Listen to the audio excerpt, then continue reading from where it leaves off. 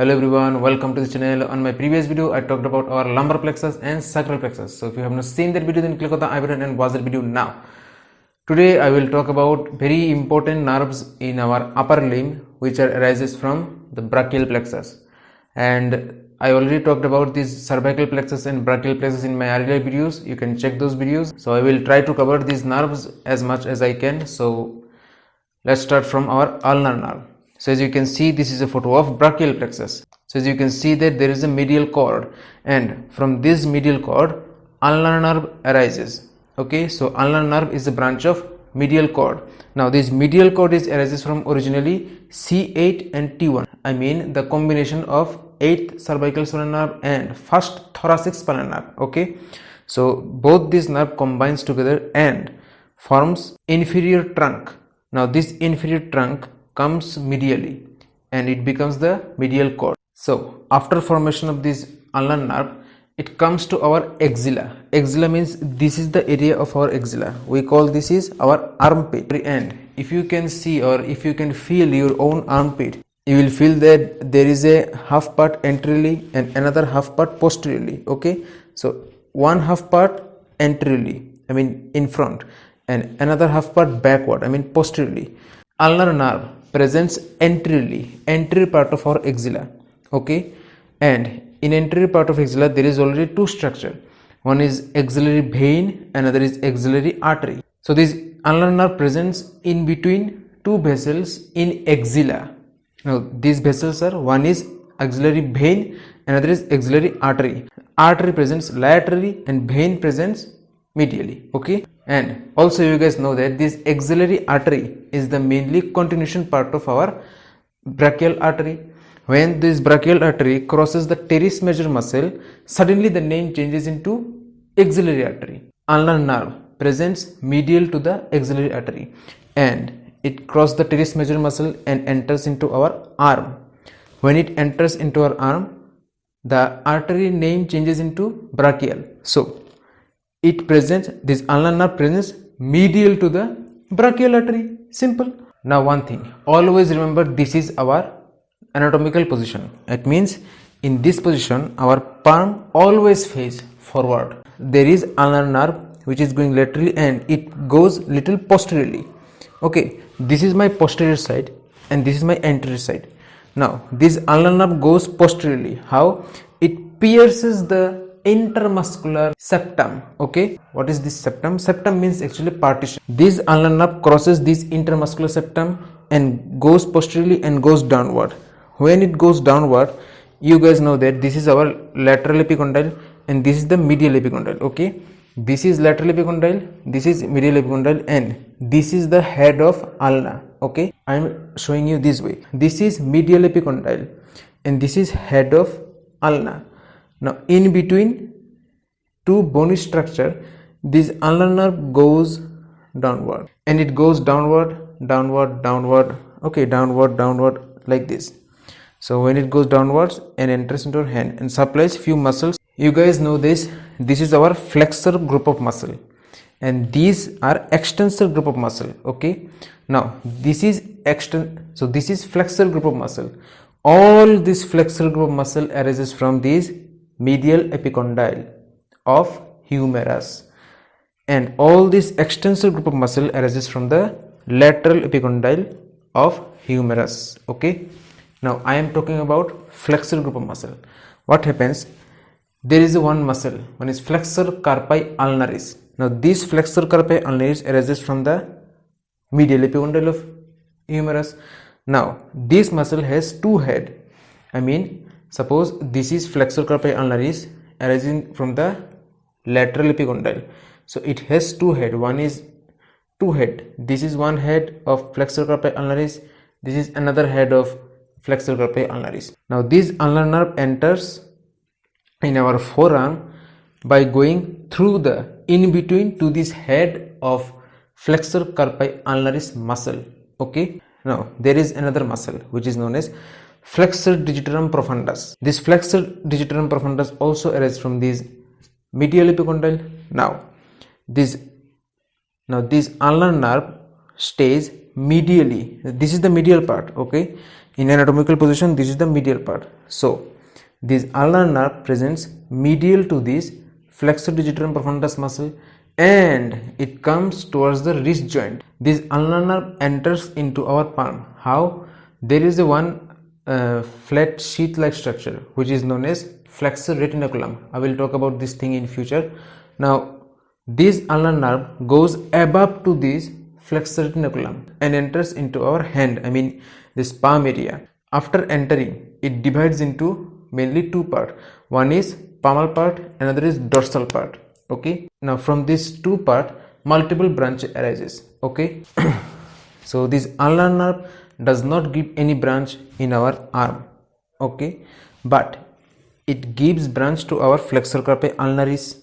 Okay, it gives branches to our flexor digitorum profundus medial part. Okay, not lateral part, no lateral part, only medial part. Now when it enters into our hand, it divides into two parts. One is dorsal part, another is palmar part, and both part finishes in our 1.5 part of digits.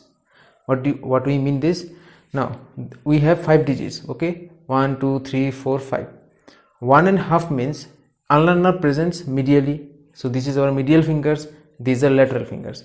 Medial 1.5 digits, fingers and digits are same thing.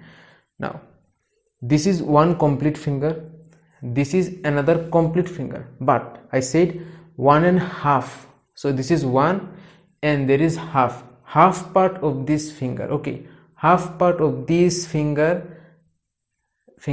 from palmar side, dorsal side, it supplies only this part. Okay, so enters like this, it goes like this, it goes like this, it covers the entire little finger, but it covers only the half part of this ring finger, only half part of this ring finger. Okay, that's it. Now in that case, it supplies our this group of muscle. This is known as hypothenar group of muscle. Okay, I talked already about these things in my muscle videos, upper limb muscle videos. You can check those videos. Now it supplies all muscles of hypothenar group. It supplies our third and fourth lumbrical muscles, then dorsal interossei muscles, palmar interossei muscles. Okay, so this is the ultimate journey of our ulnar nerve. Now one thing I did not say, that the root value of ulnar nerve, as you can see in this photo, this is a photo of brachial plexus. In this photo you can see that this ulnar nerve is arises from the medial cord, and the medial cord is arises from the C8 and T1. So the original root value of this ulnar nerve is C8 T1. Okay, but what happens, it also carries few fibers from C7 also. So the ultimate root value of ulnar nerve is C7 C8 T1. Okay, now I'm gonna talk about our median nerve. So again, as you can see in this photo of brachial plexus, that how this median nerve is forming. This nerve is forming by the combination of one division is coming from medial cord, another division is coming from lateral cord. Both divisions are merging together and forms median nerve. So the root value of lateral cord is C5 C6. The root value of medial cord is C8 T1, but this both cord also shares few fibers of C7 also. So the ultimate root value of median nerve is C5 to T1, which means every spinal nerve starting from C5, C6, C7, C8 and ending with T1. Okay, so after formation of this median nerve, what happens? Again, as I said, this is our armpit or axilla. Okay, so this median nerve also presents in the anterior half part of our axilla. Okay, this medial nerve presents medially to the axillary artery, and when this nerve enters into our arm after crossing the teres major muscle. Okay, so the artery name also changes, brachial artery. So this median nerve goes little downward, and what happens at the middle part of our arm? Suppose this is our arm, this is upper half, this is middle half, this is lower half. Okay, so at the medial half of our arm, what happens, this median nerve crosses the brachial artery and goes lateral to the brachial artery. Okay, this medial nerve already came into the anterior part of our arm and it goes downward and enters into our cubital fossa. This depressed like area is known as cubital fossa. I will talk about this part later. Now what happens, after crossing the cubital fossa, it faces the pronator teres muscle. Okay, now this pronator teres muscle also has two heads. Okay, now this median nerve goes in between of these two head of pronator teres muscle and enters into our forearm. Now what happens, there is two group of big muscle in our forearm. These are Flexor digitorum superficialis and there is Flexor digitorum profundus. Okay, so this median nerve presents in between these two muscle. Now when it goes near to the wrist joint, there is flexor retinaculum, as I already told in my ulnar nerve. Okay, now this median nerve goes below to the flexor retinaculum and in between two tendon. One is flexor carpi radialis tendon and palmaris longus. So in between two tendon, this median nerve goes and enters into our palm area. Okay, and it divides into multiple branches. Okay, now I will talk about all these branches supplied by this median nerve. This median nerve supplies the pronator teres muscle, then palmaris longus, flexor carpi radialis muscle, then flexor digitorum superficialis muscle. Okay, now, and in forearm, this median nerve gives one branch which is known as anterior interosseous nerve. Now this anterior interosseous nerve supplies our flexor pollicis longus. Okay, this is another muscle known as flexor pollicis longus. Also, it supplies the lateral half of flexor digitorum profundus. What I say in my ulnar nerve supplies medial half of the flexor digitorum profundus. Now, this median nerve supplies the medial half of the flexor digitorum profundus. Okay, you understood? Before it enters, before this median nerve enters into the hand, the palm area, it supplies our little group of muscle which is present here. This group of muscle or this muscle is known as pronator quadratus. So this median nerve also gives one branch to this pronator quadratus. Now in hand area there is one group of muscle known as thenar group of muscle. I already talked about this hypothenar group of muscle. Hypothenar group of muscle is supplied by ulnar nerve and this thenar group of muscle is supplied by median nerve. Also it supplies our adjacent lumbricals muscles, then palmar interosseous muscles, and lastly it supplies our 3.5 fingers. This is one finger, this is another whole finger, this is another. So this is one whole finger, this is two whole finger, this is three whole finger, and this is our half. Okay, the half part of this ring finger. I already told in my ulnar nerve that this ulnar nerve supplies only 1.5, this 1.5 part of this ring finger by ulnar nerve, and this median nerve supplies 3.5 part of this finger. Okay, this is one finger, this is two finger, this is three finger fully, and half part of this ring finger. You understand? That's it. That's all about this median nerve. Now I will talk about our radial nerve. Okay, now again, as you can see in this photo, that this is a photo of brachial plexus, and where is the radial nerve? This posterior cord divides itself into two halves. One is axillary nerve, another is radial nerve. So radial nerve is a branch of posterior cord. The ultimate root below of this radial nerve is C5 to T1. So again, I am coming back to this axilla or armpit. Now this radial nerve presents middle part of our armpit, not anteriorly, not posteriorly, and in front of radial nerve there is axillary artery. This radial nerve presents behind the axillary artery. Okay, now this nerve enters in our arm posteriorly, this side. How? There is a triangle this triangle is formed by teres major and two head of triceps muscle. Through this triangle, this radial nerve enters in our arm. Okay, but in our arm, outside there is muscle and deep inside there is bone. So this radial nerve goes towards the bone, I mean humerus, towards the humerus bone, and in this humerus bone posteriorly, I already talked about this humerus bone in my osteology videos. Okay, so what happens in this humerus bone posteriorly, there is a groove. Okay, so there is a groove like structure, we call it spiral groove. Now this radial nerve enters and downwards diagonally through the spiral groove. Okay, and it goes lateral part of our hand, I mean lateral part of our arm, because in this anatomical position this is the medial part, this is the lateral part. So in this posteriorly, this is the medial part and this is the lateral part.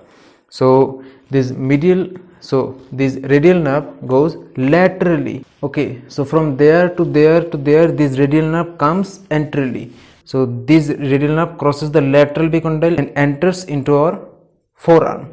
Okay, after entering into the forearm, this radial nerve divides itself into two parts. One is superficial branch, another is deep branch. Okay, now this superficial branch goes little anterolaterally. This is anterior side and this is lateral side. So this superficial branch of this radial nerve goes anterolaterally downward. Okay, and the deep branch of radial nerve goes deep and goes posteriorly. After going posteriorly, it goes downwards and downwards. Now what happens at the wrist joint? The superficial branch of the radial nerve crosses the base of the radius and goes backward and gives multiple branches. But the deep branch of the radial nerve, it finishes here. Now I will talk about the branches of radial nerve. When this radial nerve enters into our arm by the triangle, it supplies our entire every triceps muscle. Also there is a muscle, small muscle known as anconeus. Okay, this radial nerve also supplies this anconeus. When it comes into anteriorly, after crossing the lateral epicondyle, this radial nerve comes into anteriorly and divides itself into two parts. One is superficial and another is deep. Deep branch goes posterior part of our hand, and there is our extensor group of muscle. This radial nerve supplies every extensor group of muscle. Okay, and the superficial branch supplies all those flexor group of muscles except which muscles are supplied by a ulnar nerve and median nerve. मेरा कहने का मतलब ये है कि ये जो हमारा भुजा है, भुजा में रेडियल नर्व का दो ब्रांच है, एक ऊपर वाला और एक अंदर वाला. सुपरफिशियल जो ब्रांच है मतलब ऊपर वाला, वो क्या होता है, हमारे हाथ में फोरआर्म में जितने सारे मसल है सबको सप्लाई करता है, सिवाय जो मसल पहले से अल्नर नर्व और मीडियल नर्व से सप्लाई हो रहा था. मतलब अल्नर नर्व जिन मसल को सप्लाई कर रहा है उसको छोड़ के, मीडियन नर्व जिन मसल को सप्लाई कर रहे हैं उसको छोड़ के, बाकी जितने सारे फ्लेक्सर ग्रुप ऑफ मसल है सबको सप्लाई कर रहा है रेडियल नर्व का सुपरफिशियल ब्रांच. और जो पीछे वाला पार्ट है जहां में एक्सटेंसर ग्रुप ऑफ मसल रहते हैं सबको सप्लाई कर रहा है रेडियल नर्व का डीप ब्रांच. खत्म हो गया, simple. Radial nerve goes posteriorly, I mean dorsal side of our hand and supplies the cutaneous part of this back side of skin. मतलब जो डोर्सल साइड है हमारे हाथ का, ऊपर में जो चमड़ा है, स्किन है, इन सबको सप्लाई करता है. हो गया. So this is the end of our entire radial nerve. Okay, so another nerve is remaining, which is axillary nerve. Axillary nerve is not so important, so I will talk about this nerve in my special topics. Okay, so I hope you understood everything about this ulnar nerve, median nerve and radial nerve. This three nerve is very important for our upper limb. This three nerve also comes in your theory, also asked in your viva, also comes in your every entrance exams. Okay, so give these three nerve very important. Study hard, I mean study your textbooks, go to your practical class and watch the cadaver and watch the dissections very carefully, so you will have the practical knowledge and visual experience. Okay, so see you again with another nerves. Till then, bye.